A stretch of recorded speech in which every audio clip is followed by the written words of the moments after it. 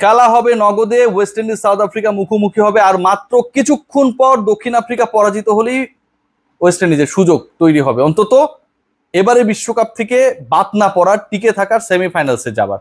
তবে সেখানটায় আবার রান রেটের হিসাব অবশ্যই আসবে, কারণ ইংল্যান্ড, সাউথ আফ্রিকা এবং ওয়েস্ট ইন্ডিজ যদি জিতে যায় 3 দলেরই পয়েন্ট হবে সমান 4।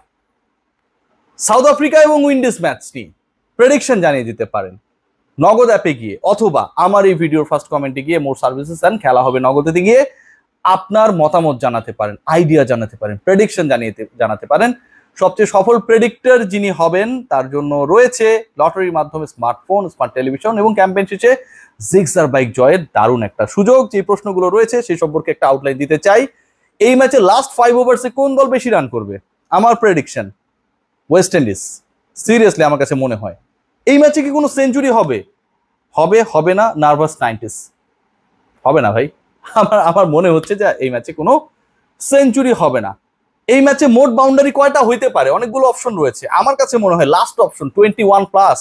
দুই দলই ভালো, মানে কি বলবো, টি-20-র যদি এই মুহূর্তে ব্র্যান্ডিংটা আমরা দেখি world wide, both the teams they have some talented cricketers, এবং এটা হাই স্কোরিং ম্যাচ হবে। আমার কাছে মনে হয় নর্থ সাউন্ডের ম্যাচ মানে হাই স্কোরিং ম্যাচ, মোটামুটি ভালো রান সেখানটায় হয়। সাউথ আফ্রিকা এখানে 194 করেছিল, আরো একটা আইডিয়া আপনাদের দিয়ে রাখলাম। সো বাউন্ডারির সংখ্যাও 21+, মানে অনেকগুলো বাউন্ডারি হবে। এই ব্যাপারে আমরা বাজি লাগতেই পারি। বাজি ঠিক বলার ভুল হবে, এটা বলা উচিত না। আমরা আমাদের প্রেডিকশন জানাতে পারি। প্রেডিকশন জানাতে হবে ম্যাচ শুরুর 1 ঘন্টা আগে, অফকোর্স আমার এই ভিডিও ফার্স্ট কমেন্টে গিয়ে অথবা নগদের অ্যাপে গিয়ে। সবাই ভালো থাকবেন, টেক গ্রেট কেয়ার।